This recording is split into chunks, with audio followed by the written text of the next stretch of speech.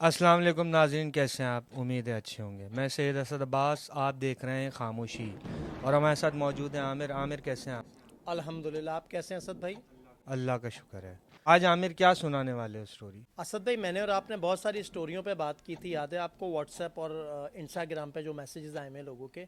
तो मैं चाह रहा हूँ आज मैं उस अब्दुल कदीर की स्टोरी शेयर करूँ। जो इंडिया हैदराबाद से आई है। जी जी जी जी, उन्होंने इंस्टा पे हमें डीएम किया था। उनकी स्टोरी बहुत अच्छी थी, मैं चाह रहा हूँ कि उस पर बात करें।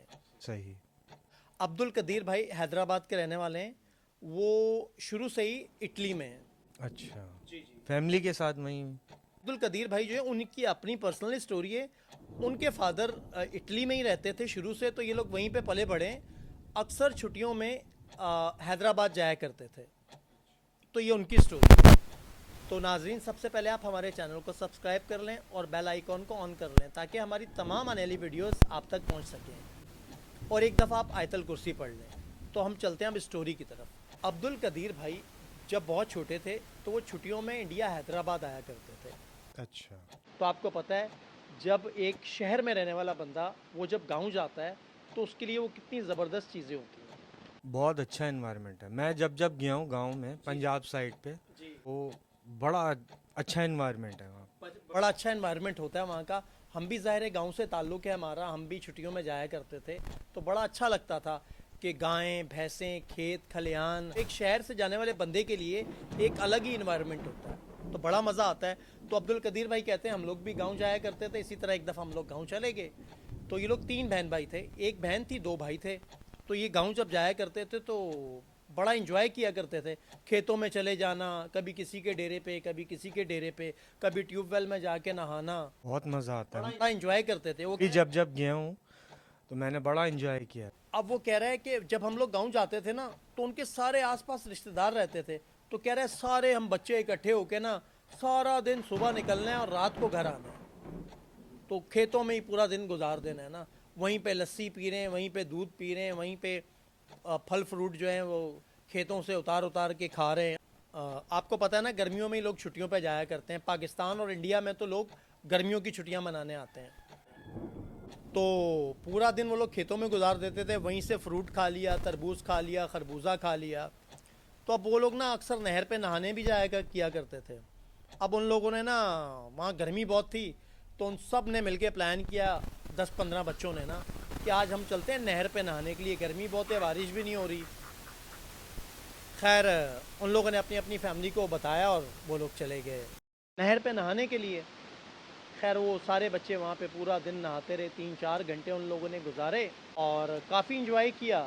वो घर की तरफ आ गए। जब वो घर की तरफ आए तो अब्दुल कदीर का जो छोटा भाई था ओवैस,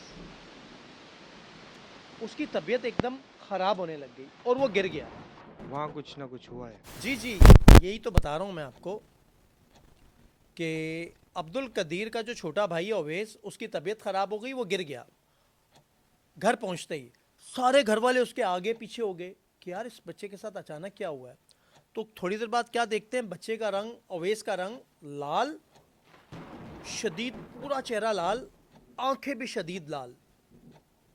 सारे डर गए कि यार ये क्या मामला हो गए इस बच्चे के साथ। सारे चारों तरफ से जो है उसको, कोई पानी मार रहा है, कोई क्या कर रहा है, कोई क्या कर रहा है। डर गए होंगे ना वो लोग। बच्चा नीचे पड़ा हुआ है, चारों तरफ से सबने घेरा हुआ है। नहाने की वजह से तो कुछ नहीं हो गया, इसके साथ किसी चीज़ ने काट तो नहीं लिया। वो लोग बच्चे को उठा के हॉस्पिटल ले जाते हैं। मेडिकल में तो ये चीज़ आती ही नहीं है। आप कुछ भी कर लो, जितना ही जोर लगा लो, मेडिकल में कभी भी ये चीज़ आई ही नहीं है। हॉस्पिटल में भी ना कुछ भी डायग्नोस नहीं होता। डॉक्टर कहते हैं इस बच्चे को कुछ भी नहीं है। फिर वो उसको घर लेकर आ जाते हैं। जब घर लेकर आते हैं तो वो नॉर्मल बच्चा घर की तरफ आता है। अच्छा। तो कुछ देर गुजरती है, बच्चे की ना तबीयत फिर बिगड़ना शुरू हो जाती है। जब उसकी तबीयत बिगड़ती है तो उसका जो साउंड है ना वही चेंज हो जाता है।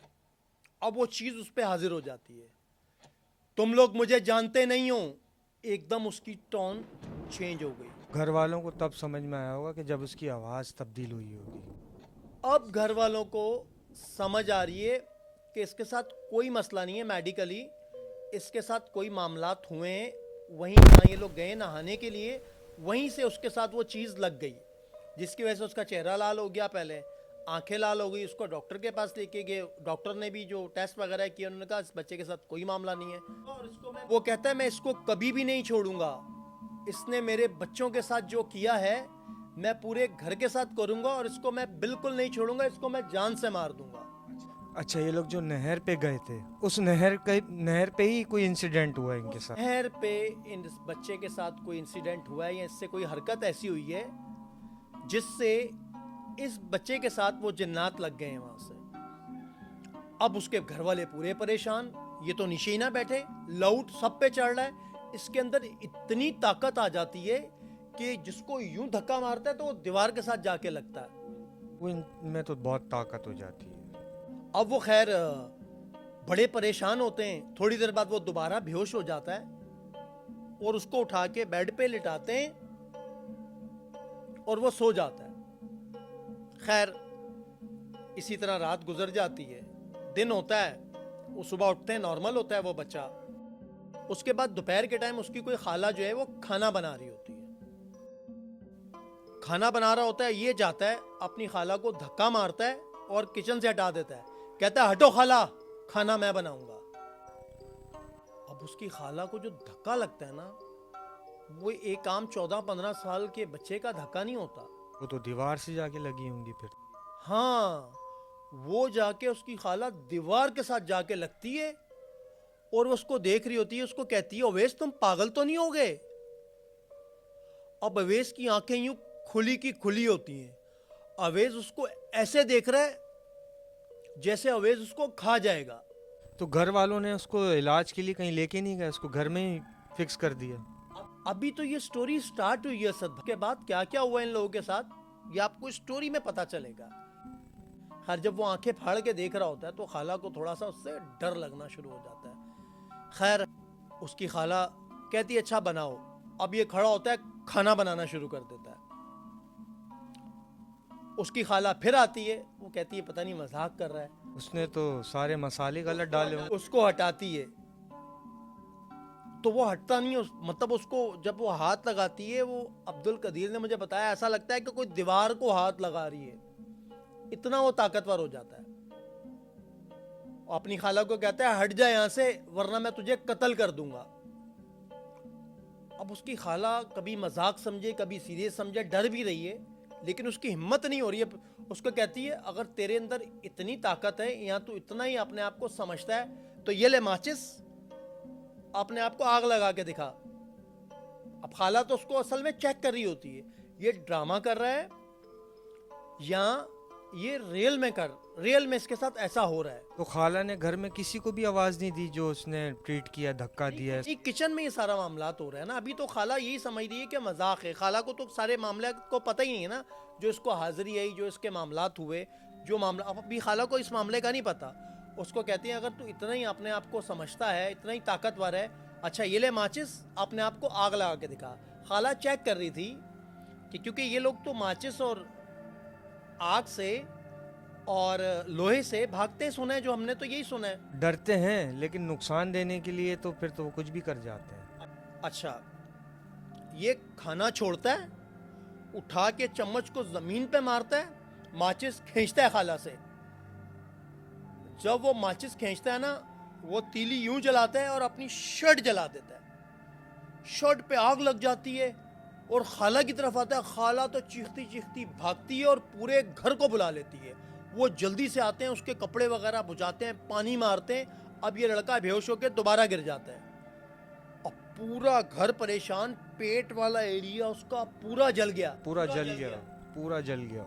हाँ, अब वो पानी भी मार दिया। अब आपको पता है जले हुए पे पानी नहीं मारते।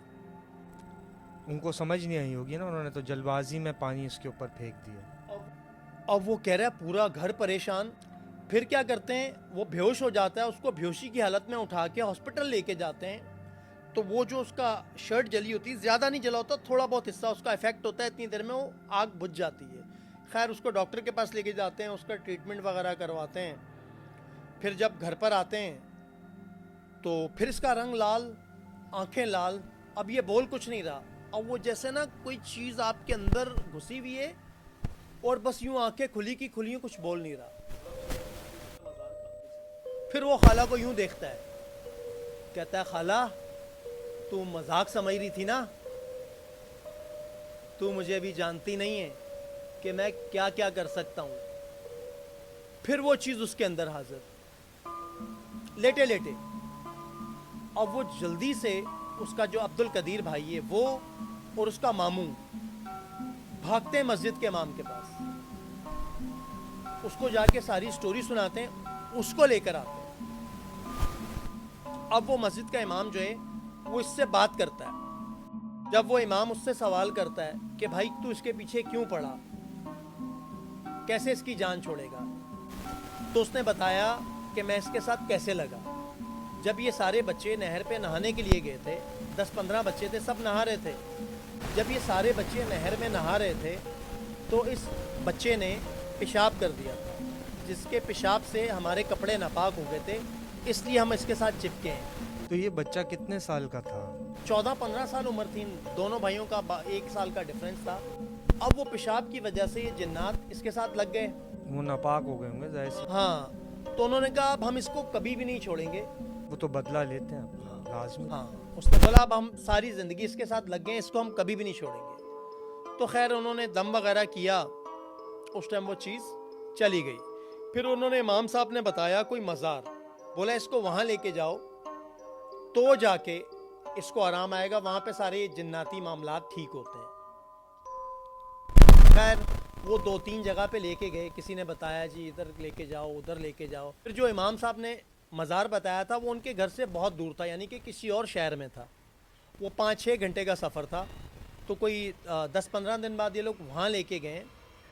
तो वहाँ इनको एक बंदा मिला जो ये सारे मामलात देखता था। तो उसने इनको पानी दम करके दिया और कहा ये पानी आप लोगों ने कोई 6 हफ्ते पिलाना है। उस मज़ार में? जी जी, उस मज़ार पे वो बंदा बैठता था। तो उसने इसको दम किया और पानी वानी दिया। उसने कहा कोई मसला नहीं है, ये सारे मामलात हो जाते हैं, क्योंकि कच्ची जगह और पक्की जगह होती है। जो पक्की जगह होती है वहाँ असरात बहुत ज़्यादा होते हैं। अक्सर घर वाले मना करते हैं कि यार गाँव चले जाओ ना, तो घर वाले मना करते हैं जी पक्की जगह पे नहीं जाना, कच्ची जगह पे नहीं जाना। पक्की और कच्ची जगह का एक फ़र्क होता है कि वहाँ दोपहर के टाइम पे या रात के टाइम पे असरात बहुत ज़्यादा होते हैं ऐसी जगहों पे ना, तो मना करते हैं ऐसी जगहों पे पेशाब वगैरह भी ना करें। खैर उस बंदे ने दम किया और पानी दे दिया। उन्होंने बोला जी 3 हफ्ते बाद आपने दोबारा आना है। तो जब भी उसके साथ वो मामलात आते, वो उस पर पानी की छींटें मारते, उसको पानी पिला दे, वो असरात ख़त्म हो जाते उसके से ना।